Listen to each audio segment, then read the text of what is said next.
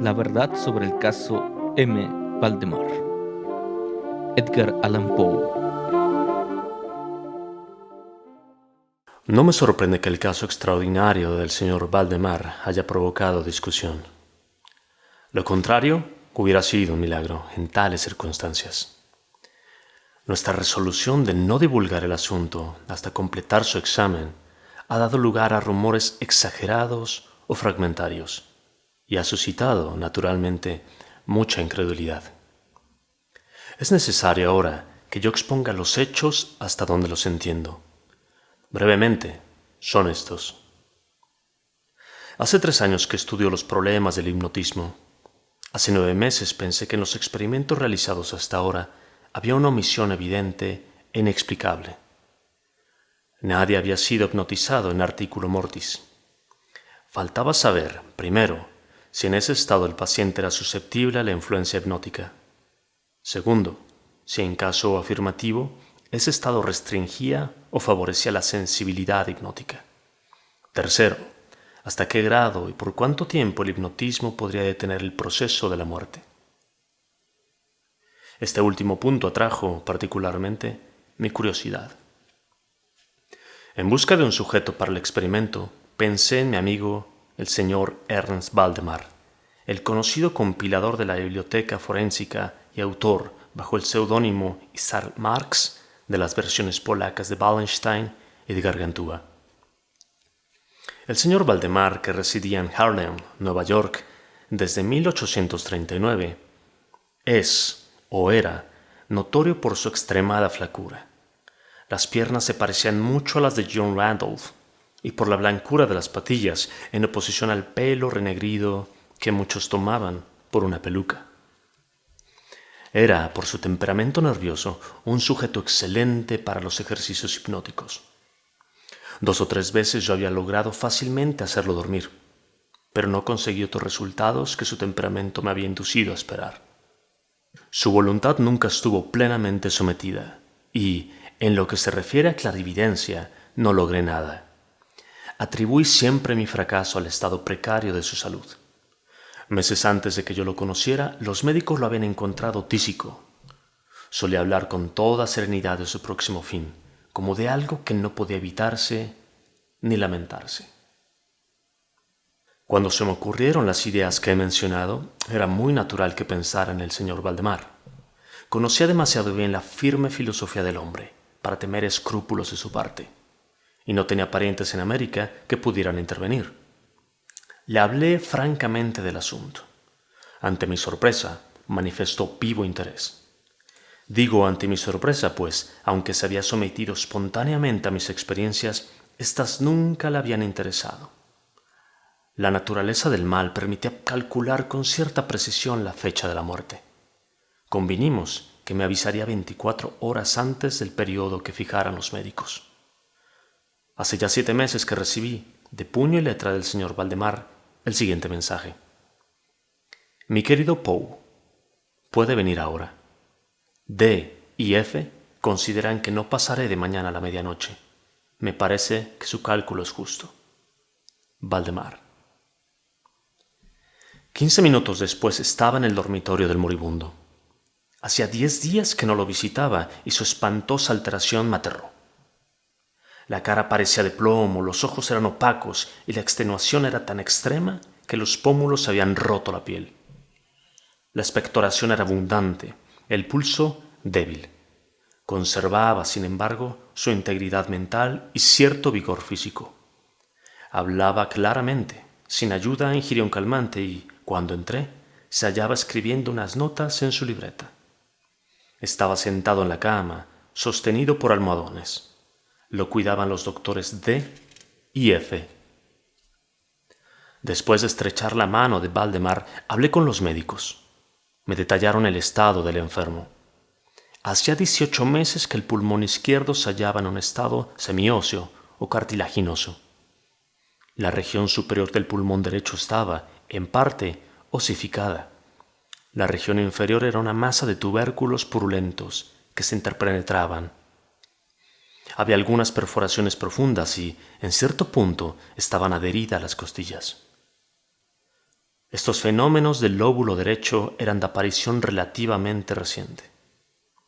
La osificación había progresado con insólita rapidez. Un mes antes no se notaba ningún síntoma y hacía pocos días que habían descubierto la adherencia. Además de la tisis, los médicos temían un aneurisma de la aorta. Los síntomas óseos no permitían un diagnóstico exacto. Ambos médicos opinaban que el señor Valdemar moriría en la medianoche del día siguiente, domingo. Eran las 7 de la tarde del sábado.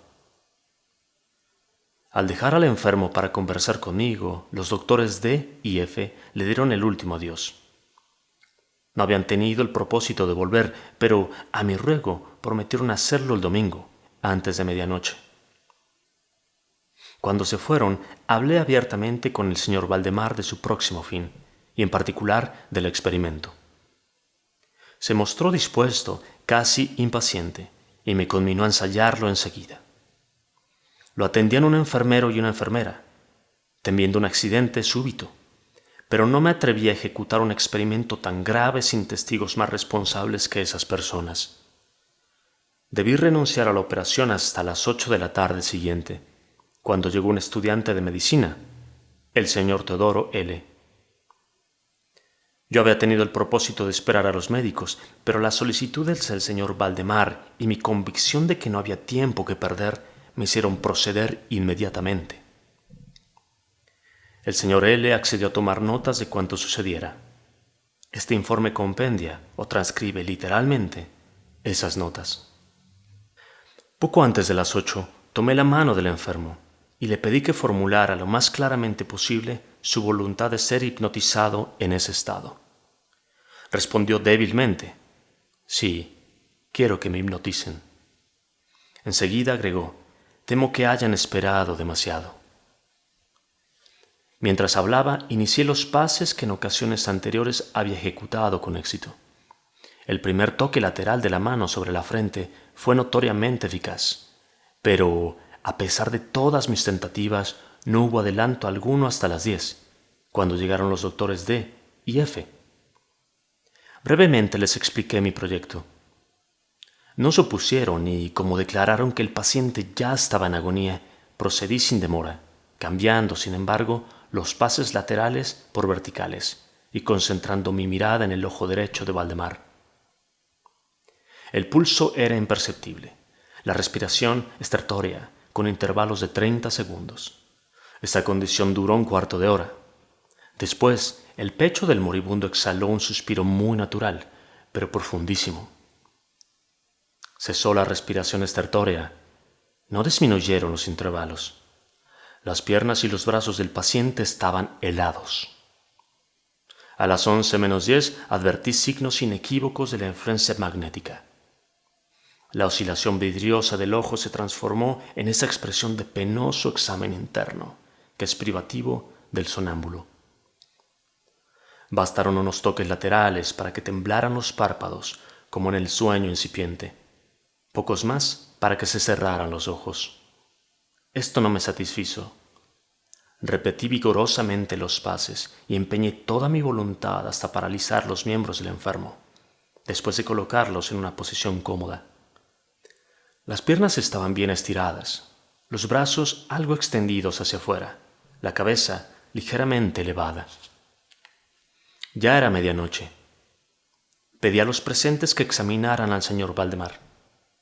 Después de revisarlo, reconocieron que se hallaba en un estado excepcionalmente perfecto de trance magnético. Los dos médicos manifestaron gran interés. El doctor D resolvió quedarse toda la noche. El doctor F prometió regresar al alba. El señor L y los enfermeros se quedaron. Dejamos tranquilo al señor Valdemar hasta las 3 de la mañana. Al acercarme lo hallé en la misma condición que al irse el doctor F. La posición era la misma. El pulso tenue, la respiración suave, solo perceptible por la aplicación de un espejo a los labios. Los ojos estaban cerrados con naturalidad, los miembros estaban rígidos y fríos como el mármol. Con todo, la apariencia general no era la de un cadáver. Me acerqué al señor Valdemar y traté de que su brazo derecho siguiera el movimiento del mío, que evolucionaba suavemente sobre su cuerpo. Con el señor Valdemar siempre había fracasado ese experimento y ahora no esperaba mejor resultado. Pero, a mi asombro, su brazo fue siguiendo, aunque débilmente, las evoluciones del mío. Resolví aventurar algunas palabras. «Señor Valdemar», pregunté, «¿duerme usted?».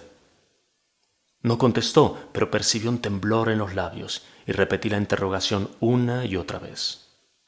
A la tercera, una vibración ligerísima recorrió todo el cuerpo. Los párpados se abrieron hasta revelar una estría blanca. Los labios se movieron con lentitud y dieron paso a estas palabras apenas perceptibles. «Sí, ahora duermo. No me despierte. Déjeme morir así». Palpé los miembros y comprobé que no habían perdido la rigidez. Como antes, el brazo derecho seguía la dirección de mi mano. Volví a interrogar al sonámbulo. «¿Sigue con el dolor en el pecho, señor Valdemar?».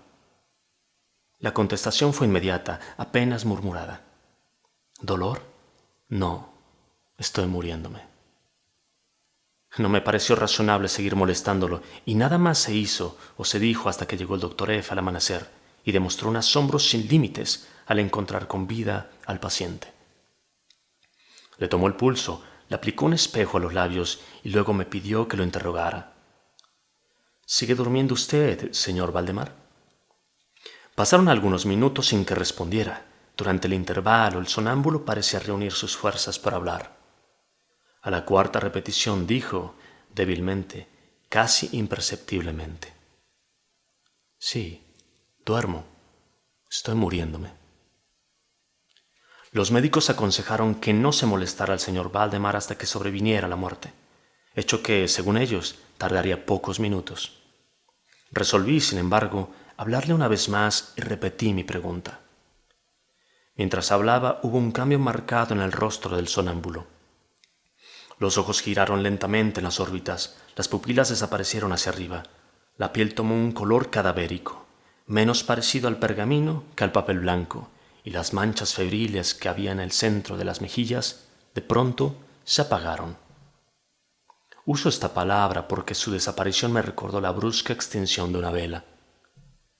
Al mismo tiempo, el labio superior se apartó de los dientes, que antes había tapado. La mandíbula cayó con un golpe seco, dejando bien abierta la boca y descubriendo la lengua ennegrecida e hinchada. Ninguno de nosotros ignoraba los horrores del lecho de muerte, pero el aspecto del señor Valdemar era tan atroz que todos retrocedimos. Ahora llego a la parte increíble de mi relato. Sin embargo, prosigo. Ya no quedaba en el señor Valdemar el más leve signo de vida. Creyéndolo muerto, íbamos a confiarlo a los enfermeros, cuando observamos en la lengua un fuerte movimiento vibratorio. Esto duró un minuto, quizá. Luego, de las mandíbulas dilatadas e inmóviles, surgió una voz que sería una locura intentar describir. Es verdad que hay 2 o 3 adjetivos parcialmente aplicables. Podría decirse, por ejemplo, que el sonido era áspero y roto, y hueco, pero el horroroso conjunto es indescriptible. Por la simple razón de que en los oídos humanos no ha rechinado nunca un acento igual. 2 particularidades, sin embargo, me parecieron, y aún me parecen, típicas de la entonación. Las enuncio porque pueden comunicar de algún modo su peculiaridad inhumana. En primer lugar, la voz parecía venir de muy lejos, o de una caverna profunda en el interior de la tierra. En segundo lugar, impresionaba al oído. Temo, en verdad, que es imposible hacerme entender, como las materias gelatinosas y glutinosas impresionan al tacto. He hablado de sonido y de voz. Quiero decir que el sonido era de nítida, de terrible silabación.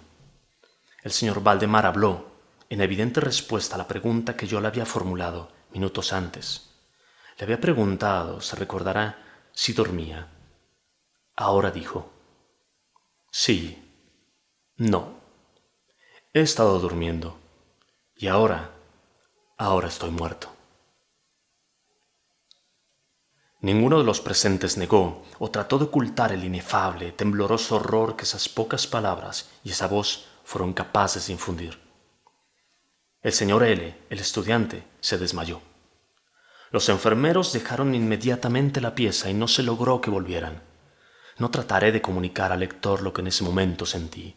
Durante 1 hora nos dedicamos en silencio a reanimar a L. Cuando volvió en sí, reanudamos la investigación del estado del señor Valdemar. Ese estado era el mismo, salvo que el espejo nos empañaba al ser aplicado a los labios. Falló una tentativa de sacarle sangre del brazo. Mencionaré también que ese miembro ya no estaba sujeto a mi voluntad. Ensayé inútilmente que siguiera la dirección de mi mano. La única indicación del influjo magnético era el movimiento vibratorio de la lengua cada vez que lo interrogábamos. Parecía esforzarse por contestar, pero su volición era insuficiente. Si le hablaban los otros, parecía del todo insensible, aunque traté de colocarlos en relación magnética con él. Creo haber referido lo necesario para que se comprenda el estado del sonámbulo en esa época. Conseguimos otros enfermeros, y a las 10 salí de la casa con los 2 médicos y con el señor L. Volvimos a la tarde. El estado del señor Valdemar era el mismo. Discutimos la posibilidad y conveniencia de despertarlo, pero no tardamos en rechazar ese propósito. Era innegable que el proceso magnético había detenido la muerte, lo que en general se llama muerte. Nos pareció evidente que despertar al señor Valdemar sería apresurar su instantánea, o por lo menos inmediata, extinción. Desde esa tarde hasta el final de la semana pasada, un intervalo de cerca de 7 meses, seguimos visitando diariamente al señor Valdemar, acompañados por médicos o por otros amigos.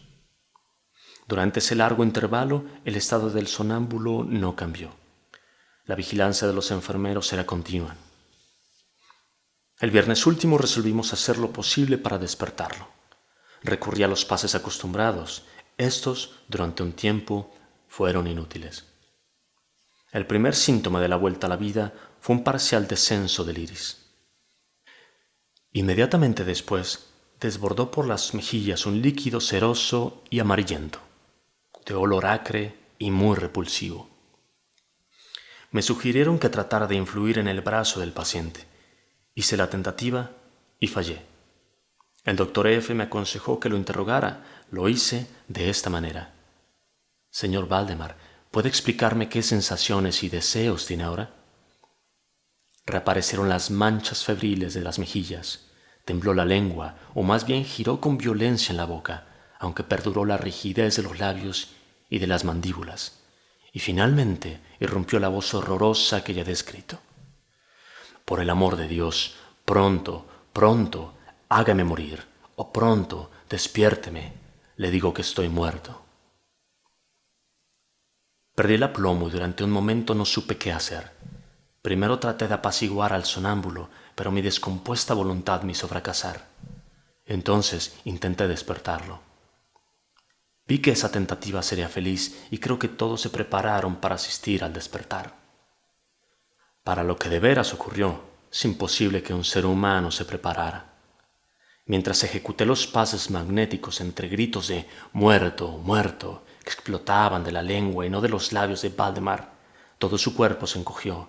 En el término de 1 minuto, o aún menos, se desmenuzó y se pudrió debajo de mis manos. Sobre la cama, frente a todos nosotros, quedó una masa casi líquida, de inmunda, de abominable putrefacción.